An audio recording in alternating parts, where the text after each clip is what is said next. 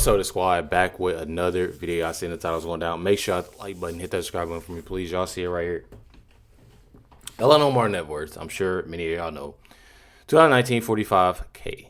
2025, fast forward, 30 million, which is definitely crazy. Said that is a 66,676. I'm telling y'all, it's so. I'm talking about so crazy that this individual literally has done. And it's wild. It's truly wild. And that's why a lot of times I say, I truly hope, truly hope they end up actually doing something. Rather if it's arrest and it's prison time, rather if it's deportation. Something. Because this definitely had gotten out of hand. I'll tell you that. It gets worse for, obviously Ilhan Omar as time goes. And then, as is stated in the title, she did something that and kept doing it. Something that, is completely insane. And I truly do not understand on why she thinks it's okay. Ilhan Omar just got referred to the House Ethics Committee. Says when companies tied to your husband jump from a few $1,000s to tens of millions in a blink, Americans deserve answers. And they truly do. Check it out. We've been informed in the last few hours that the Ethics Committee is probably going to have to be the committee that takes that investigation up. I'm disappointed to learn that. We thought that the Oversight Committee could do that. So we're going to be writing a letter in the morning referring this to the Ethics Committee. And it's a simple investigation, Sean. There are two companies listed on Omar's husband's financial disclosure form. Both were one was worth between $1,000 and $5,000, and then the very next year it was worth between $1 and $5 million. Another one was worth, I think, $25,000, and the next year was worth between $5 and $30 million, based on the ranges on the financial disclosure form. Either way, those are significant increases in value. We just have questions that any American would have. What type of businesses are these? That we know that the Department of Justice in the Biden administration was investigating Omar's husband for reports of fraud. We know there's a winery in question that has a big value on there that some believe isn't worth anything. So there are a lot of questions. This investigation shouldn't take long. She should just willingly come in, she and her husband, and answer these questions. It shouldn't take more than 15 minutes. But thus far, over the last 2 weeks, it's been crickets from Omar. One thing about it, I'm not going to lie, that is completely insane about this whole situation is that she thinks that this is something that's okay to do. And she obviously thinks that she's going to get away with it. And she's truly not. This video in particular, I'm not going to show this video, but I am, I'm going to read, a little bit of it. Says journalist visits Minnesota Representative Ilhan Omar winery and confirms it's fake. I'm pretty sure many of y'all seen this video. That's why I'm not playing this video. It says 40 plus wineries operate out of the same address. But the location owner says Ilhan Omar's winery isn't there despite this being the address. Which, again, that brings that, big word, fraud. This is Angela Rose that has, obviously reported as an independent journalist. I am going to show y'all this video, though. Like I said, this is Angela Rose literally talking about and exposing more about this fraud going on. Check it out. Did you see any patrons coming to purchase wine or enjoy a tasting while you were there? Definitely not. And if Ilhan Omar was producing wine or her husband was producing wine here, it would be the cheapest wine, boxed wine. And it's not a place that you can visit, but being such a successful winery, you would think that they would have tastings and vineyards and a place for you to buy the product. But you cannot do that online or in person. Oh, you can't buy the wine through direct to consumer digital channels? It's an interesting growth strategy for sales. What do you make of that? Yeah, I mean, there really is no way to purchase this wine even through resellers. It says that they are all out of stock, and I have looked at all of the different names, that the labels that they use. One of them is called the Devil's Lie, and they just don't Yep. exist. They don't sell them. There was a few on their Instagram page. They have a few influencer people tasting it, and it just looks kind of weird. You know, nobody has purchased this wine. I don't believe that they have any clients at all. They don't at all. One thing about it is that, and we constantly, talk about it, they're constantly exposing and doing everything. And that's what gets me. You have so many independent journalists that are doing a lot of work that others should be doing. You know what I mean? So one thing about it, I got to give it to the independent journalists doing what they're doing. I'm not going to lie. Says the money stolen, bought resorts in Kenya, airports in Nairobi, properties in Turkey, and luxury cars. 650 million went right through TSA, at the Minneapolis airport. And I'm telling y'all, says I went to Florida and couldn't take a bottle of water through. And that literally is that. You know what I mean? It's pretty crazy. Says, where are the arrests of Tim Walz, Ilhan Omar, and Keith Ellison? Check it out. Who led these prosecutions for years, stated that the estimated fraud is $9 billion. And this doesn't count fraud in SNAP or child care programs. So where's the money going? Minnesotans pay their taxes, and they expect their money to go to things that help their communities: roads, schools, healthcare, and not to be taken by criminals, to buy resorts in Kenya, apartments in Nairobi, property in Turkey, or luxury homes and cars in the U.S. Worse yet, Minnesota taxpayers have allegedly found their ways into the hands of terrorist organizations like Al-Shabaab, both directly and indirectly. The money is walking out the door at the Minneapolis-St. Paul airport. Back in 2017, the estimate was about $100 million in cash was going out annually from our airport. According to TSA, in 2024, there were $340 million in cash outbound, and in 2025, it was $350 million. This is astonishing, not only because of the amount, but because it is so out of proportion to other airports. The cash out of Minneapolis is 99% higher than cash going out of Dallas, Atlanta, and JFK in New York. It's 90% higher than what's going out of Seattle. Minnesotans are incredibly frustrated that their hard-earned money is being siphoned off by criminals while their taxes keep going up and vulnerable citizens don't get the services they need. Y'all know what I just thought about? Not only are their hard working money is, getting used elsewhere, but y'all got deeply sitting here thinking about it. Even that, remember they, doing a lot, and I'm not even about to say protest because I don't really call that protest. What happens in Minnesota, but when it comes down to the riots, when it comes down to a lot of those things, blocking the roads and checking cars and checking license plates, a lot of these individuals are trying to make it to work. That's the thing. They're trying to make it to work and, obviously do what they can for their families, for themselves. And on top of that, paying taxes. So it's pretty wild, and it's definitely messed up, about this whole situation. Right here, this is a post, Benny Johnson and Brandon Gill. 78% of Somali immigrants in Minnesota who have been in our country for 10 years are still on welfare. What's Check it most out. astounding is I asked them, do you know what percentage of Somali immigrants in Minnesota are on welfare even after being in the United States for 10 years?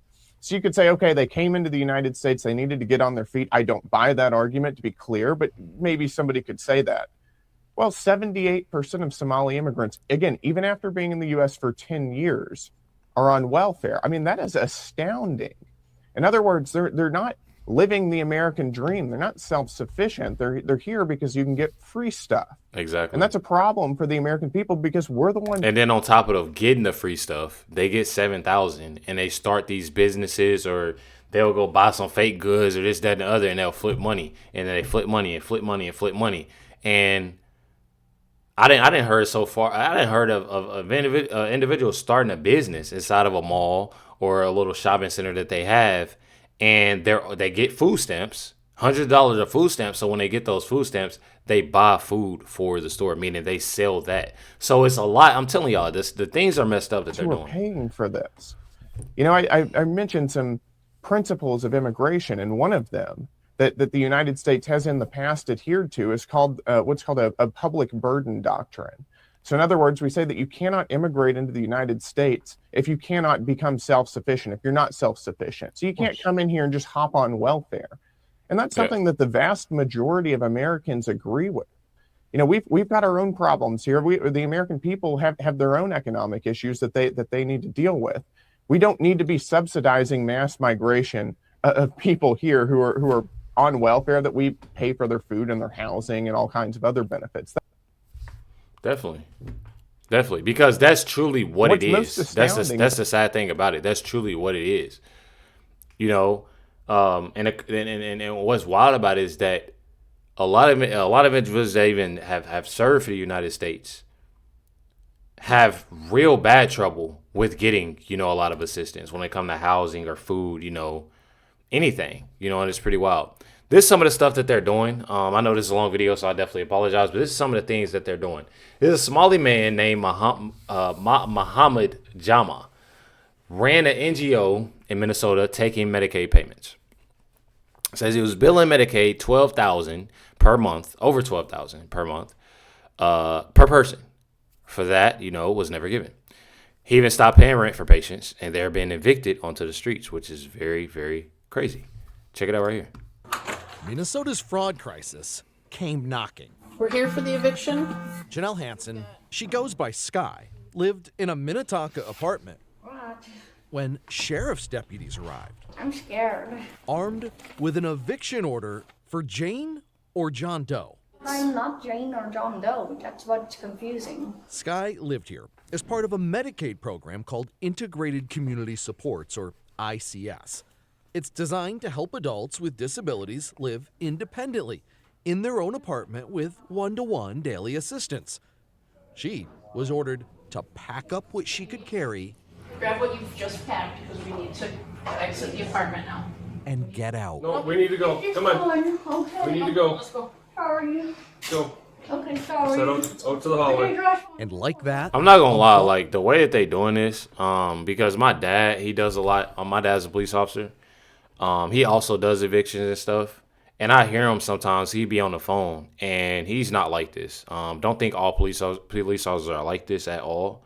With rushing people, they give people time, you know, to obviously leave. It's a sad thing, you know, that they obviously have to go through, you know.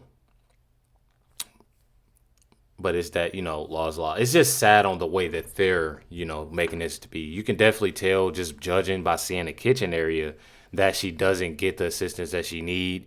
You know, and it's definitely sad. You know, it's definitely a sad thing. It's definitely a sad thing. You know, I definitely, you know, people with disabilities, they need that help. My family has, you know, also a home health care, you know, business. My grandmother's a foster parent, so I've been around, you know, individuals with disabilities all my life, literally every day. You know, my Nana, she actually adopted 3 with disability, I'm pretty sure. So I'm around it every day, and you see it. So when I see stuff like this, it's definitely sad. And, you know, just putting a person in a situation like this in general. vulnerable young woman put on the street. Buy house. Buy house with balls. How could this have happened?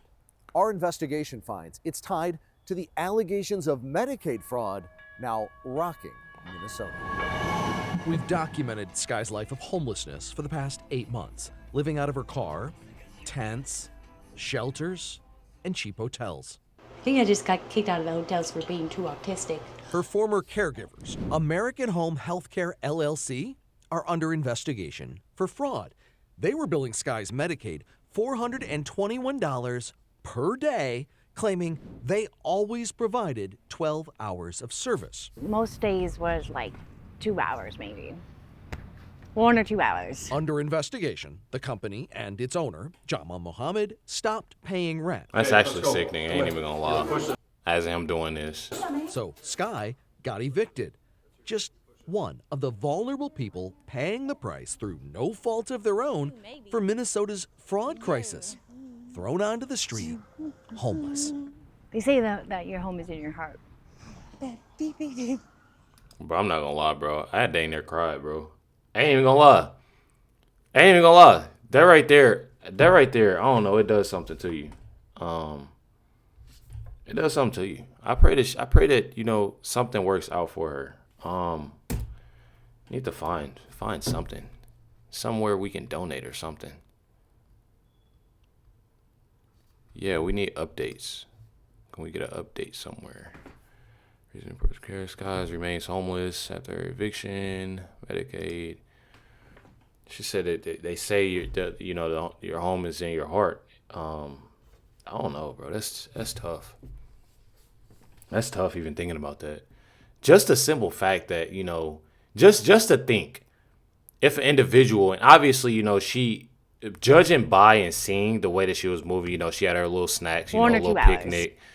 I'm pretty sure if I'm not mistaken, this is a car. I'm not sure if that's her car. She has a tent, built a tent. Just imagine if a person couldn't do the things that she's doing and really need assistance and get put out on the street.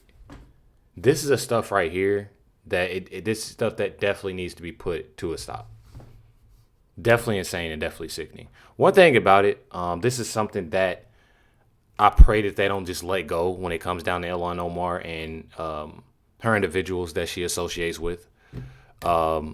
President Trump put out a post. There's $19 billion in Minnesota Somali fraud. Fake Congresswoman Ilhan Omar, a consistent complainer who hates the USA, knows everything there is to know. She should be in jail or even worse punishment, sent back to Somalia. Considered one of the absolutely worst countries in the world. Truly. It's just sickening. It's truly sickening. Check it out, President Trump. I don't want to see people that contribute. I don't want to see Somalia. I don't want to see a woman that, you know, marries her brother to get in and then becomes a congressman, does nothing but complain. All she does is complain, and yet her country's a mess. You know, it's one of the worst in the world. Let her go back, fix up her own country. Somalia, yeah, and I was right about it. You know, I started complaining about Somalia long before the scandal. The horrible things they're doing to Minnesota, it's incredible. They have an incompetent governor there, too. The Democrats are running some bad ships. I want to. So you have President Trump, obviously, you know, making posts and speaking the truth on Ilhan Omar. Ilhan Omar takes a different turn, of course, you know, judging by the title. Says Ilhan Omar just called for, and again, pretty wild, the execution, you know, when it comes down to the President of the United States, which is definitely wild. And it's smearing him as, I don't know if I can say this, but a foul. Y'all know what I mean. You know, says Trump should sue her for $30 million. She made off her fake wine company and obviously deport her, which definitely should. You literally have it here. Says Ilhan Omar wrongly calls President Trump leader of the Foul Protection Party and calls for him, you know, to be execution. I mean, that's crazy for an individual. You know, in Congress to say that's definitely sickening and sad. I'm telling y'all. Says Speaker Johnson needs to have Ilhan removed from all her committee assignments and censored. Then he must work to have her Ilhan expelled and deported, which I truly support. Truly support. This post by Laura Loomer said this morning, you literally have Ilhan Omar call President Trump again. I mean, she's saying this like this is just something that's just okay to say and something that's okay to do. Check it out. Will you call on the DCC to return the donations from Epstein associate Reid Hoffman? Why do congressional Democrats continue to attack Republicans over their associations with Epstein when Democrat mega donors like Reid Hoffman are the ones who actually went to the island?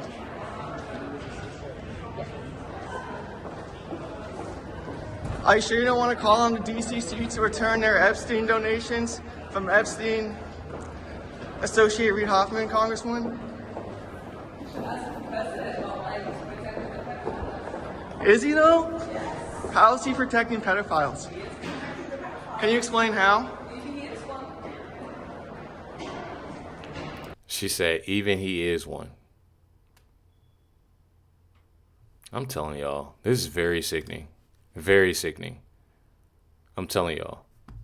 Check it out, y'all. This is a simple question. It shouldn't take long to answer. Reporters are trying to ask her the questions, and she just walks by and won't answer questions. But she finds enough time to tweet something absurd like that and compare her beloved Somalia to the United States like it's a superior country. If she likes Somalia so much, she should go back to Somalia. And I can tell you, with what we're investigating in Minnesota and the depositions and transcribed interviews that we're getting right now as we speak with the whistleblowers in the Minnesota state employees union that have been dealing with these social programs, it's really bad, the amount of Somali fraud in all the different welfare programs. So Ilhan Omar really needs to keep her mouth shut. And they need to definitely do something about it because it's definitely sickening. And honestly, and I know y'all sick of it. President Trump just publicly called for Ilhan Omar to be deported immediately. As y'all see, she's constantly, you know, bashing Trump, lying about Trump. You know, and a lot of times, I'm not even gonna lie. The reason why she's doing all this is because they know that they're closing in on her. Trust me, that's the reason why. Those people fail to realize they're closing in on her, and I'm telling y'all, it's not good news for her. Make sure you hit the like button, hit that subscribe button. Definitely appreciate y'all. Much love, everybody. Catch y'all next one.